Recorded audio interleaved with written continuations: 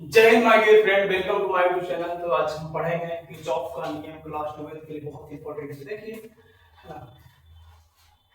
बेहतर तरीका से हम जानेंगे किरचॉफ नियम क्या है, किरचॉफ का प्रथम नियम किसे कहते हैं, किरचॉफ का दूसरा नियम क्या है। किरचॉफ का प्रथम नियम आवेश संरक्षण के सिद्धांत पर आधारित है और किरचॉफ का दूसरा नियम ऊर्जा संरक्षण के सिद्धांत पर आधारित है। दोनों नियम के बारे में बारीकी से जानेंगे आज, देखते हैं ना। और आपको बता दें कि बिहार बोर्ड के लिए बहुत ज्यादा इंपॉर्टेंट है एग्जाम में छपेगा, जैसे कि छपे, इसलिए वीडियो पूरा देखें जरूर, है ना। कंप्लीट हो जाएगा किरचॉफ का नियम बहुत बेहतर तरीका से। आपको किरचॉफ का प्रथम नियम जो है, पहला नियम के बारे में सबसे पहले जानेंगे। पहला नियम क्या है, किरचॉफ का पहला नियम। किरचॉफ का पहला नियम, एग्जाम आता है किरचॉफ का पहला नियम को परिभाषित करें। तो किरचॉफ का पहला नियम है, किसी परिपथ में बहने वाली धारा है ना, बिंदु संधि से आने वाली धारा का मान धनात्मक होगा और जाने वाली धारा का मान क्या होगा, ऋणात्मक होगा। आने वाली धारा का मान धनात्मक, जैसे I1 धारा है, I2 धारा है, I3 धारा है, I4 धारा है, I5 धारा है।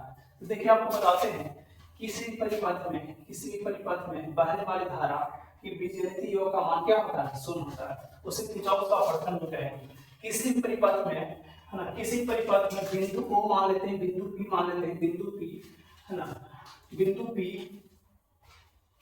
में बहने वाली धारा के बीजगणितीय योग का मान क्या होता है, शून्य होता है। इसको किरचॉफ का प्रथम नियम कहते हैं। सिंपल भाषा में जानेंगे, है ना।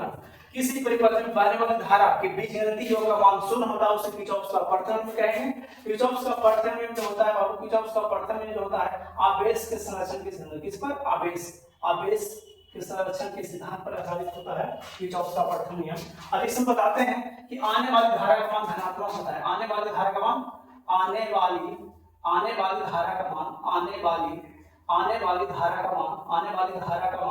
धनात्मक होता है। क्या होता है, धनात्मक। आने वाली धारा का मान धनात्मक और जाने वाली धारा का मान क्या होता है, जाने वाली धारा का मान ऋणात्मक होता है। इससे देखिए इस बिंदु पर आ रहा है, करंट आ रहा है तो धनात्मक और जा रहा है तो ऋणात्मक। बहुत बेहतर कंटेंट के साथ आपको देंगे और एग्जाम के लिए रामबाण साबित होने वाला है। देखिएगा एग्जाम में यही सारे क्वेश्चन, और आपको जितना भी इंपॉर्टेंट क्वेश्चन है फिजिक्स का पूरा हम कंप्लीट करवा देंगे। आपको जितने इंपॉर्टेंट बिहार बोर्ड में पूछा जाने वाला सवाल है और हर एग्जाम के लिए इंपॉर्टेंट है, ऐसे है ना। जो फिजिक्स है, जितना भी एग्जाम फिजिक्स पूछता है सब में लगभग एग्जाम आता है। तो देखिए, तो इसमें जो आने वाली धारा का मान क्या होगा, धनात्मक, और जाने वाली धारा का मान ऋणात्मक होगा। अच्छा, कौन कौन बिंदु, इस बिंदु पर कौन कौन आ रहा है, तो I1 आ रहा है। तो आपको बताया है कि समेशन सिग्मा I = 0, मतलब बहने वाली धारा के बीजगणितीय योग का मान शून्य होता है, उसे किरचॉफ का प्रथम नियम कहेंगे। इसी नियम पर आधारित सिग्मा I = 0 था। कौन आ रहा है, ये बिंदु पर आ रहा है, I1 आ रहा है तो प्लस होगा, है ना। I2 भी आ रहा है बिंदु पर प्लस होगा, I3 भी आ रहा है, नहीं I3 जा रहा है तो कुछ होगा माइनस में, जाने वाला को माइनस बोलेंगे। कोई जैसे कोई जिंदगी में अगर कोई लाइफ में आता है तो बहुत खुशी मिलता है, लेकिन जब जाने समय बहुत दुख होता है, आपको पता होगा। देखिए I4 को चीज आ रहा है, I4 आ रहा है तो प्लस में, I5 जा रहा है तो कुछ होगा माइनस में। सीधा भाषा में समझिएगा तो देखिए, किसी का जब फ्रेंडशिप होता है तो कितना मतलब कि खुशी मिलता है, मतलब पॉजिटिव एनर्जी मिलता है, तो उसी को बोलते हैं धनात्मक। जब किसी को ब्रेकअप होता है लाइफ में तब क्या होता है, जब ब्रेकअप होगा तो देखिएगा मन उदास रहेगा, मतलब बहुत दुख रहेगा। दुख का मतलब है ना नेगेटिव प्योर, मतलब भावना इंडिकेट करेगा। तो देखिए, तो जाने वाला का मान इसलिए होता है ऋणात्मक, आने वाला का मान धनात्मक। एक पॉइंट याद रखिएगा, आने वाला का मान धनात्मक, जाने वाला का मान ऋणात्मक। तो देखिए प्लस वाला को एक तरफ कर दीजिए, I1 प्लस में, I2 प्लस में, I4 प्लस में। अब माइनस वाला को एक तरफ हेडर से ऊपर चल जाएगा प्लस में, I3 ऊपर जाएगा तो जो होगा I5। तो एक डिफाइन और कर सकते हैं कि जब उसका दूसरा नियम क्या कर सकते हैं, इसमें कर सकते हैं कि किसी परिपथ में आने वाली धारा का मान धनात्मक का योग और जाने वाली धारा का मान, है ना, आने वाली धारा का मान और जाने वाली धारा का मान, है ना, का योग बराबर होता है, उसे किरचॉफ का प्रथम नियम कहेंगे। ऐसे भी आपको डिफाइन कर सकते हैं, लेकिन सबसे सिंपल डिफरेंस है कि बहने वाली धारा के बीजगणितीय योग का मान 0 होता है, उसे किरचॉफ का प्रथम नियम कहेंगे। सिंपल।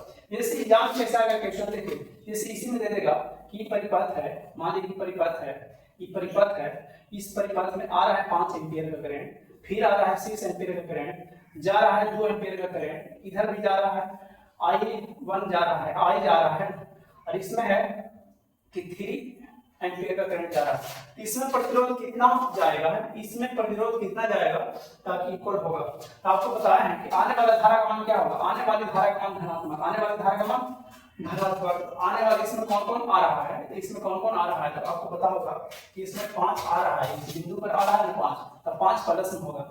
इसमें 6 भी आ रहा है, 6 को होगा प्लस में होगा, ई जा रहा है तो माइनस में होगा, ई भी जा रहा है तो माइनस में होगा, ई भी जा रहा है तो माइनस में होगा, तो फिर आपको जो होगा 0, बीच में 0 का मान 0 होता है। तो 5 को 11 में से 5 गया, 11 में से 5 गया तो 6 बचेगा। तो कहने का मतलब है 6 माइनस आई बराबर 0। तो कहने का मतलब है ना आई का मान कितना होगा, आई का मान 6 होगा, क्या होगा 6 एम्पियर।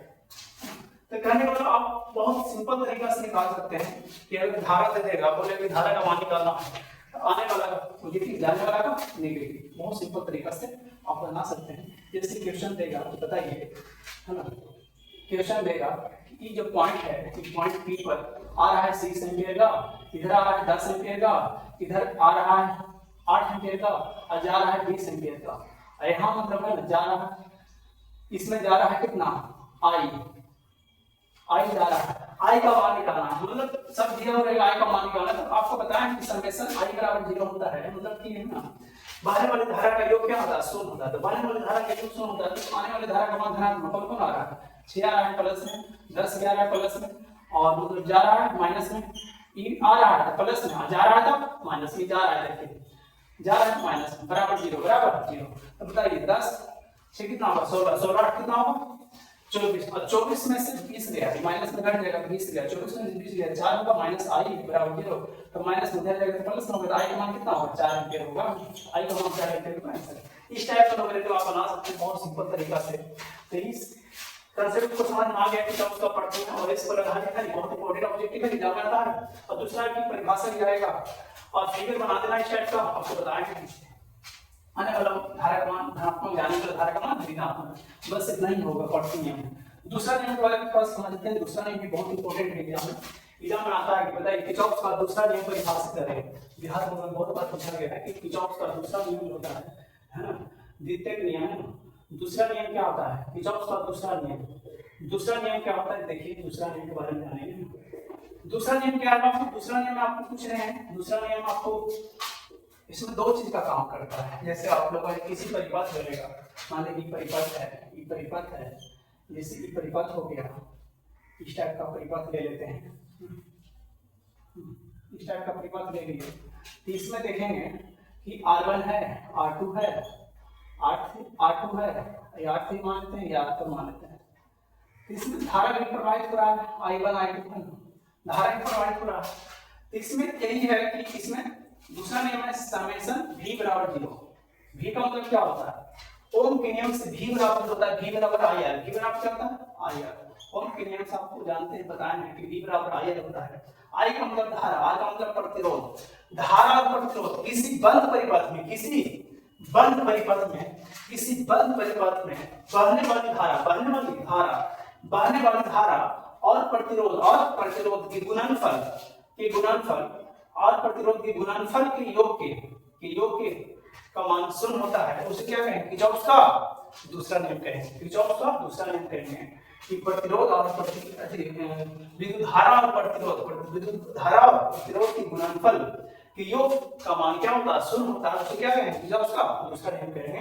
दूसरा नियम जो आधारित है किस संरचना पर है, ऊर्जा संरक्षण। कौन संरक्षण, ऊर्जा संरक्षण पर आधारित है दूसरा नियम।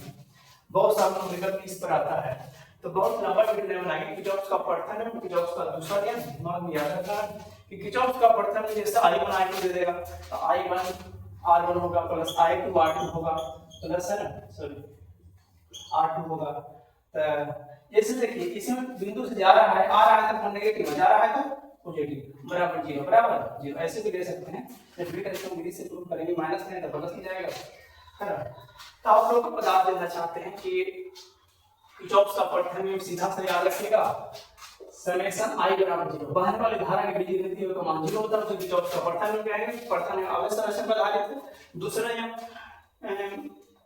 समेशन V बराबर 0, मतलब कहने का मतलब है विद्युत धारा और प्रतिरोध के गुणनफल कि योग का मान शून्य होता है उसी के योग का दूसरा नियम क्या है, दूसरा नियम ऊर्जा संरक्षण के सिद्धांत पर आधारित है। तो आप लोग देखिए ना, दोनों नियम आपको कंप्लीट कर लिए। इसके बाद आप लोग का इंपॉर्टेंट है 5 नंबर के लिए। 5 नंबर में क्या आता है इसके बाद जो आता है heat stone bridge. Heat stone bridge के बारे में हम लोग पढ़े किर्चॉफ के नियम के द्वारा जो है हीट स्टोन ब्रिज है ना, हीट स्टोन सेतु बोलते हैं इसको, 5 नंबर के रूप में आता है हीट स्टोन सेतु। इसके बारे में हम पढ़ेंगे 5 नंबर के लिए, बहुत ज्यादा इंपॉर्टेंट है, आप लोग नोट कीजिए इसको, है ना। ठीक है माय डियर फ्रेंड्स, इसको हम नेक्स्ट वीडियो में पढ़ेंगे। आज थोड़ा सा लेट हो रहा है, कहीं जाना है। मिलते हैं नेक्स्ट क्लास में। जय हिंद।